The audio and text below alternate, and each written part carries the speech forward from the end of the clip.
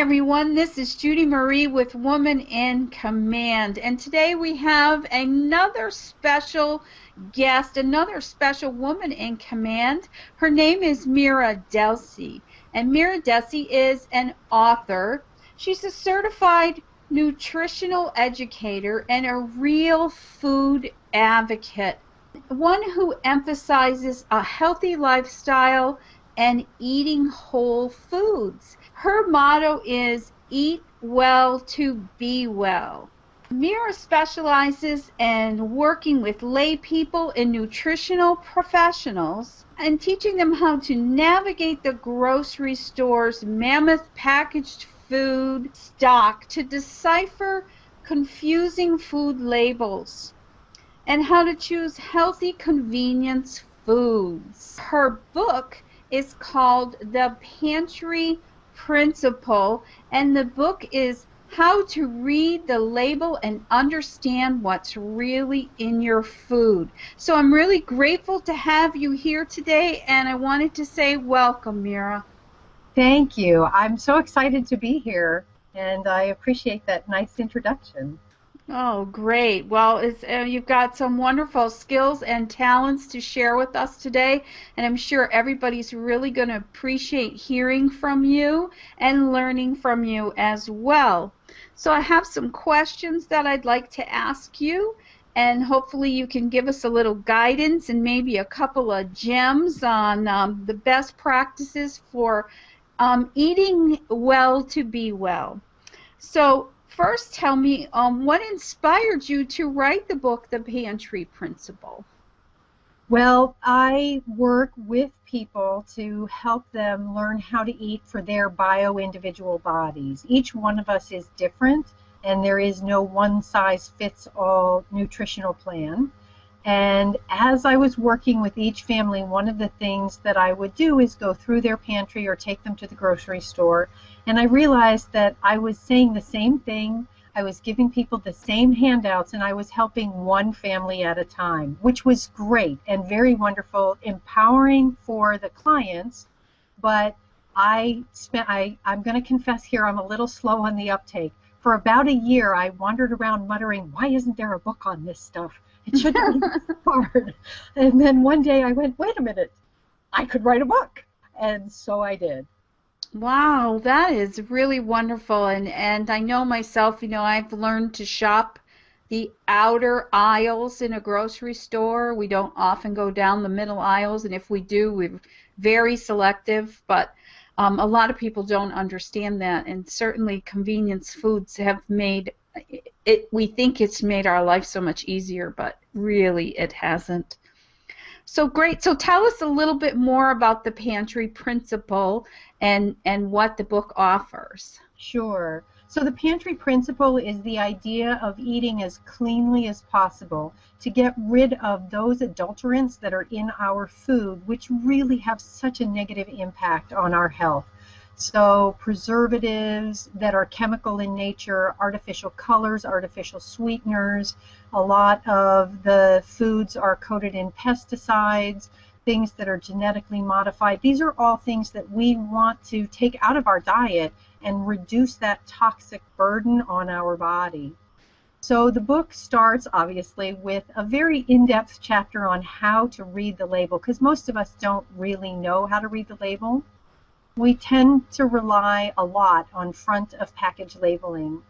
We let the manufacturer manipulate us by making claims on the front of the label that we think, oh, that sounds good, and we buy it. So teaching people how to take back control of that. And then it's broken down by different chapters that deal with various different things that are in the food.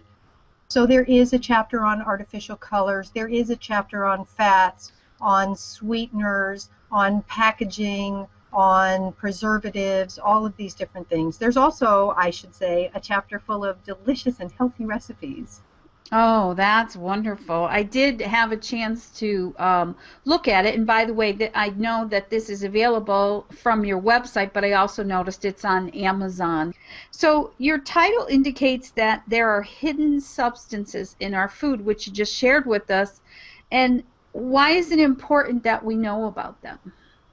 A lot of these substances that are put in our food are put there at the convenience of the manufacturer or because it's cheaper for them to use, but they're not healthy for us. So a really clear example is the use of artificial colors. And when people begin to read the label and see all of the places that artificial colors hide in our diet, they're rather shocked.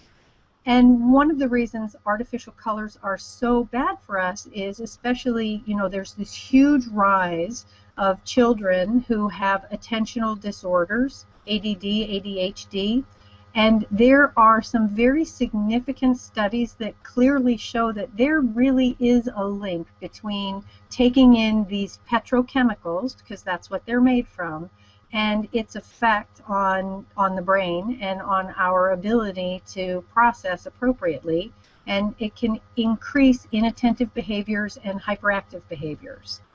Wow, that's amazing.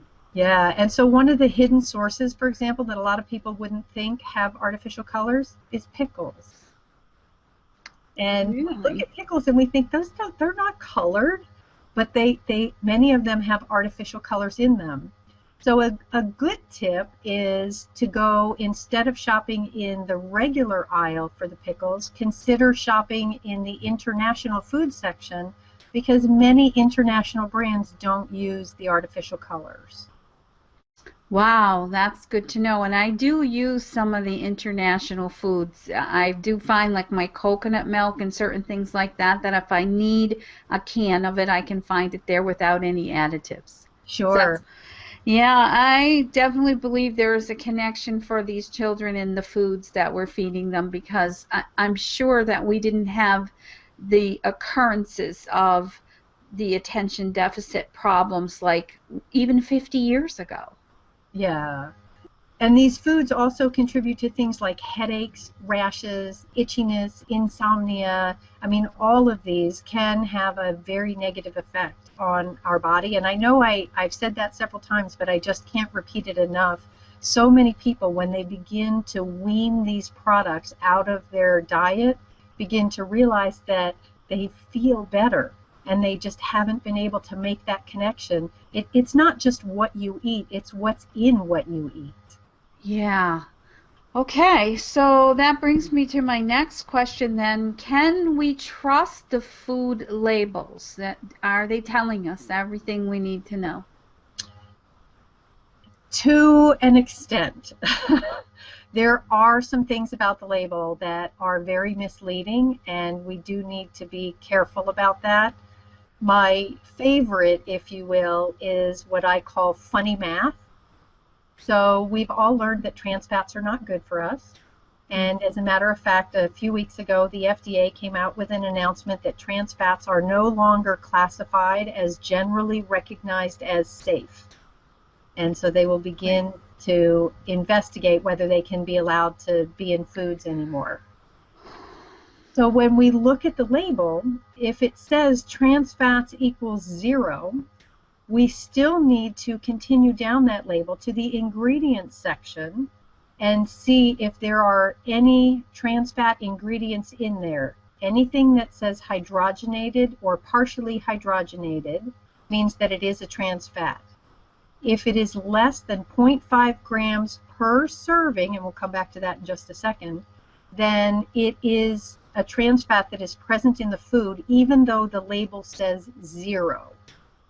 So, yeah. So coming back to what I was talking about with the serving size is determined by the manufacturer. And so there is a possibility that they may say, well, if a serving size is 3 cookies, we have to say that there's trans fats. If a serving size is 2 cookies, it brings the amount down to that less than half a gram per serving, and we can get away with it. And I'm going to be really honest, I don't know too many people who eat just 2 cookies. You're right. Well, there might be a few out there, but generally that's not the case.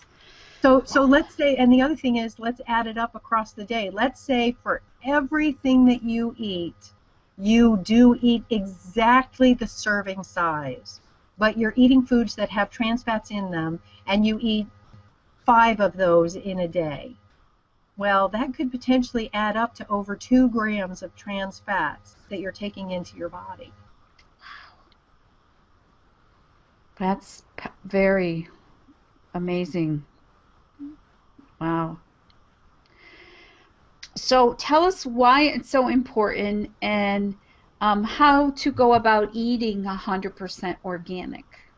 Well, I'm going to start by saying that I don't always advocate eating 100% organic. One, it's really difficult. Two, it's super expensive. And so in the book, I do talk about ways to save money or to at least shop a little more wisely when shopping organic. The reason organic is so important, especially when it comes to animal products, is the organic label is standardized and does mean that any animals that are raised under that classification are not given antibiotics.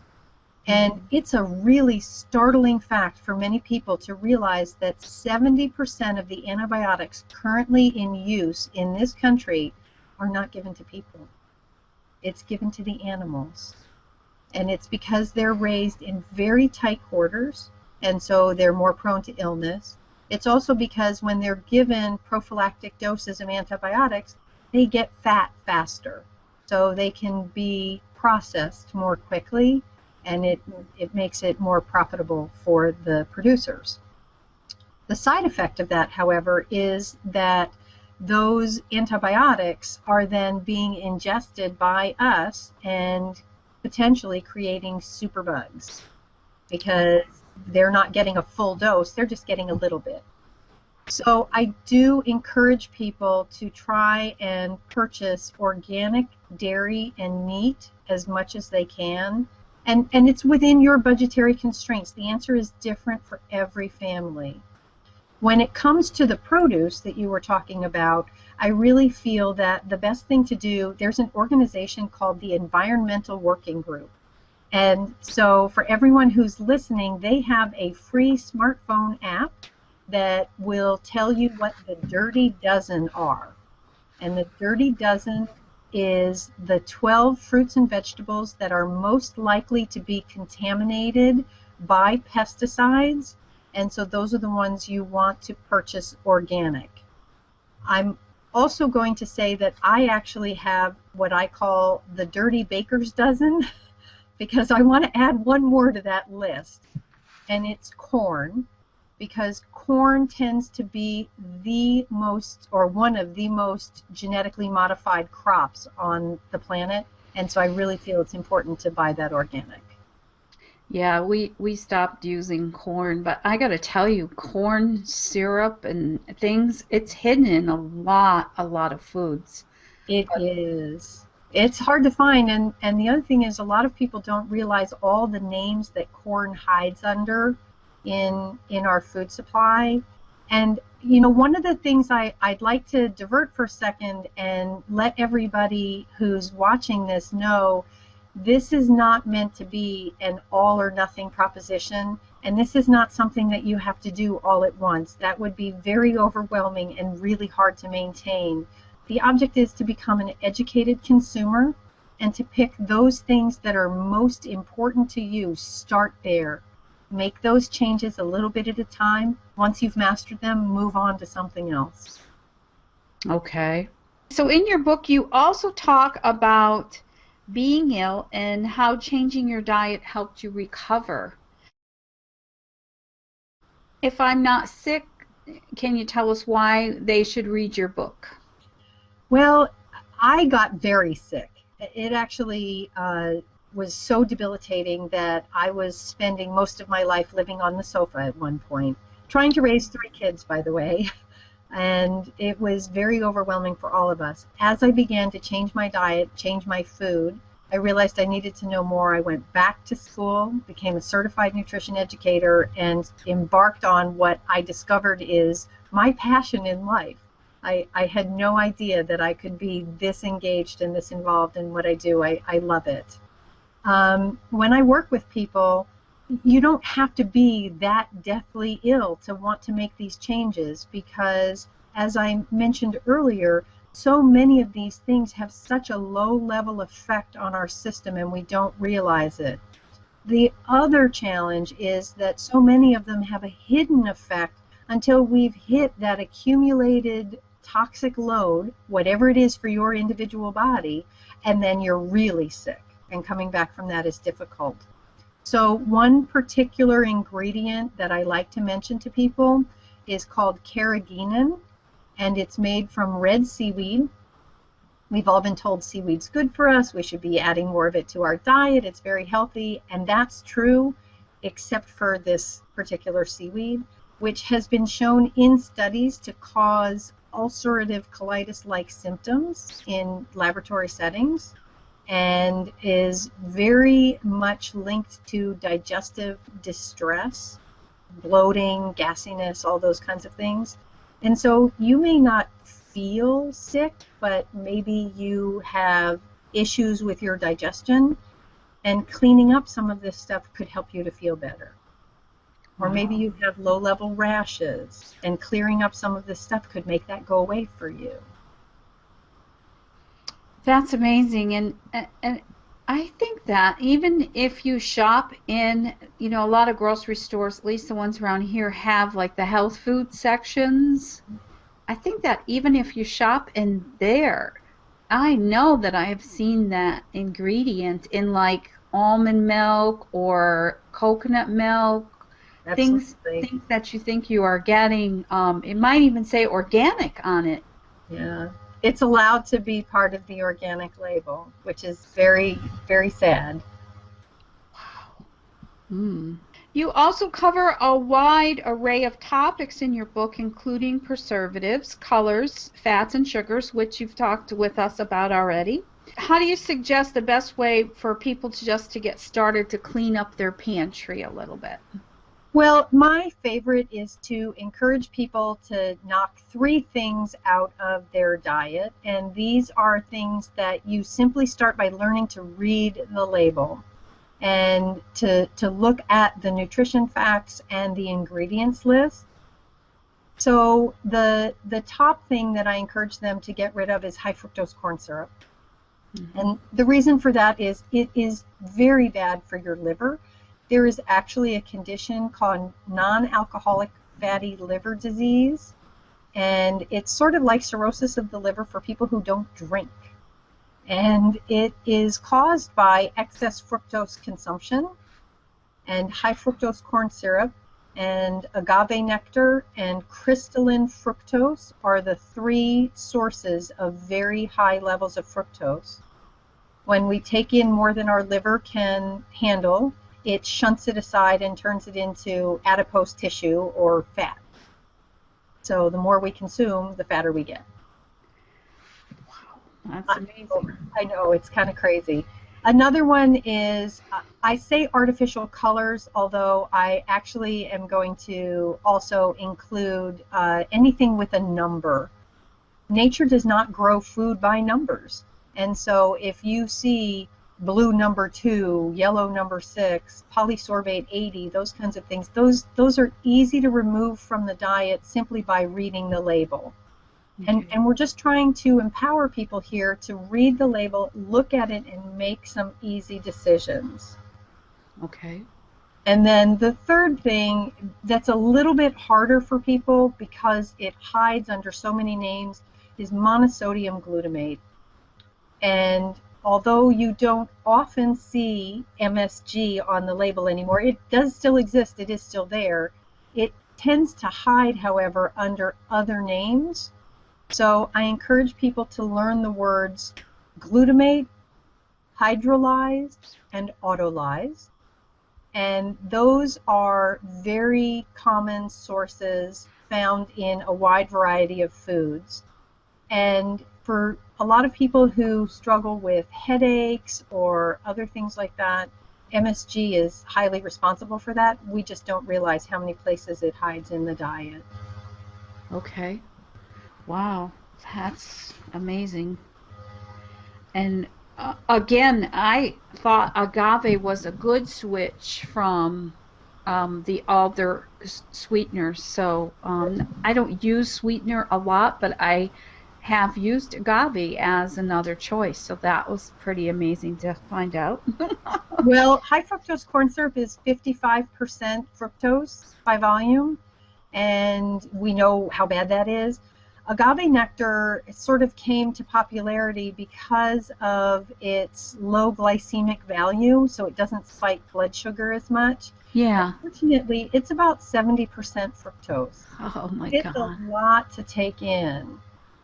And then the other one that I mentioned, crystalline fructose, I find that to be a very deceiving term because I think, people read it and they go, crystalline, that's crystals, fructose, that's fruit sugar, it should be okay. And what Yeah. they don't realize is that it is essential. I mean, the short version is it's dehydrated high fructose corn syrup, and it's approximately 90% fructose by volume. It's commonly found in a lot of those energy drinks, like vitamin waters and things like that. Wow. Okay. That's the sweetener of choice for those. Okay. Boy, it's very deceiving, isn't it? Okay, so why doesn't the government regulate what's in our food? Well, that's a hard question to answer. I think part of it is that there is a lot of authority that's given to producers, and so the government allows them to set their own regulations until something is proven to be wrong. And part of that is because it would take an enormous amount of manpower to oversee that. The other is that there seem to be some very big ties between large food producers and government agencies in terms of how programs fund each other and which organizations are involved in certain things. And so it becomes very difficult. We have, for example, all of these subsidies, and I'm always surprised to see that the subsidies are on the commodity crops that to some extent aren't the healthiest ones. Corn, for example, is a huge commodity crop, not broccoli. But, Yeah. And as a side note, I'd also like to point out you never get coupons for broccoli either. No, you don't. Especially the organic version. I Yeah. know. And so I Wow. think part of it is manpower, and part of it is it's very hard for the government to turn around and say to these commodity producers, yes, we're subsidizing you, and yes, we're funding you, but you can't do this because it sort of, doesn't feed that relationship. So, Yeah, I understand that completely. Hmm. Okay, so and um I know for myself changing just a few things from my diet certainly made a difference. I also eliminated dairy, and mhm, that was a tough one to do because of my love for cheese. yeah, But knowing that all those antibiotics that go into those animals also go into the cheese is one of the reasons we stopped. And both of us have noticed a difference in our joints. oh, good. Yeah, That's wonderful. not aching in our joints. That's the one big takeaway from eliminating dairy. I know that changing my eating does make a difference. It is a process, though. I can't expect, to for things to change miraculously overnight. Although within 3 weeks, I definitely was noticing a difference. And that goes back to exactly what we were talking about before. You had no idea how much your joints bothered you until you gave up a food that it turned out was at the root of some of what was going on. Maybe dairy wasn't everything, but it was enough, and now all of a sudden you feel better. You're like, "Oh my goodness, that really made a huge difference." Yeah, it did. It definitely did. So I believe that that's possible. And so tell us a little bit about, and I know what you hope to accomplish with your book and the message that you want everyone to receive from it. Sure. So obviously my biggest takeaway for people is read the label. Start reading the label and don't rely on the packaging. Manufacturers spend tens of millions of dollars every year to try to figure out what the buzzwords are, the shapes, the colors, the placement. to try and make that package so attractive that you won't read the label. So you really have to flip that box over. The other thing is, I just want to empower people to be educated consumers and have their family's health at the forefront by making choices that will support that. And, you know, it's interesting because sometimes people will ask me, I'm just one person, but you know what difference does it make? And the truth of the matter is, it makes a huge difference. The example that I like to use the most is high fructose corn syrup. When the backlash first started about high fructose corn syrup years ago, the Corn Manufacturer or Refiners Association came out with all those silly ads making fun of people who didn't want to eat high fructose corn syrup. But enough people kept saying, this just does not look good. I don't want it in my body. I'm not going to eat it. They voted with their wallets. And all of a sudden, here we are years later, and there are increasing numbers of foods at the grocery store that say no HFCS right on the front of the label. And they're, you know, you flip over the ingredient list and they don't have it in there. Okay. So we can make a difference. I noticed that with GMO too. I noticed there's a lot of labels now that say non-GMO. The non-GMO project works very hard to try to get companies to verify their food, because the organic label is very expensive. The cost for governmental regulation for that is very counterproductive, especially for some small producers. But if they can be non-GMO verified, that's a huge bonus to them and allows them to let people know that they're not using those products in their food. That's awesome. Yeah.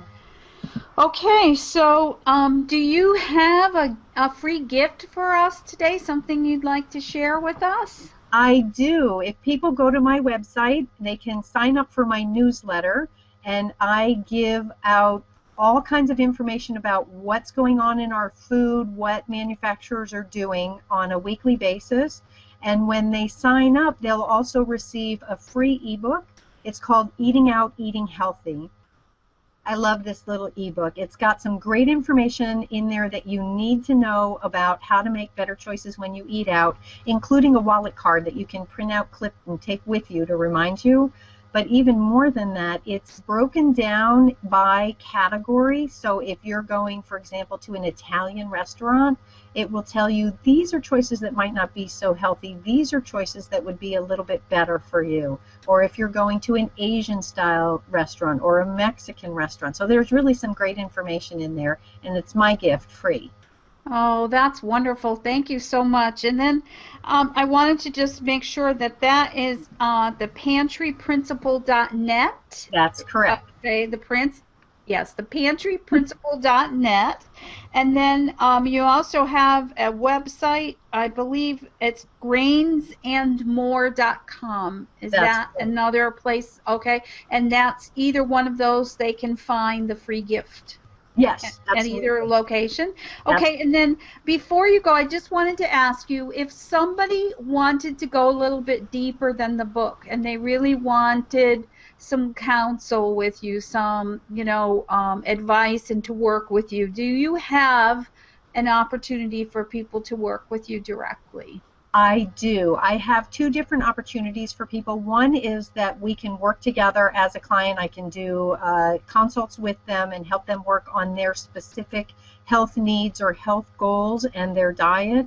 The other option that I have is a service called Ask Mira. If you just have a few short questions and you don't know who to talk to about your food or food and health or whatever, you can sign up for that, reach out to me, and it's very easy and simple. We just talk for a few minutes, get you your answer, and you're on your way. Wow, that's wonderful. Well, thank you so much for sharing this incredible information. And you're right, you're like a walking pantry principle, aren't you? Just all this knowledge and the fact that you have such a love for sharing this. I'm really grateful to know that there are those like you out there who care about what it is we're eating, and especially what we're showing our children how to eat. There's just too many quick and easy choices nowadays. that makes it even harder, I think. So I think that it's definitely doable. I know that I've been able to make some changes, and I know that anyone who truly wants to can do the same. So thank you for joining us today, and we celebrate you as a woman in command, and we appreciate you joining us today. Well, thank you so much for having me on. It's been really great talking with you. I've enjoyed it, and I look forward to staying in touch. Okay, take care, Mira.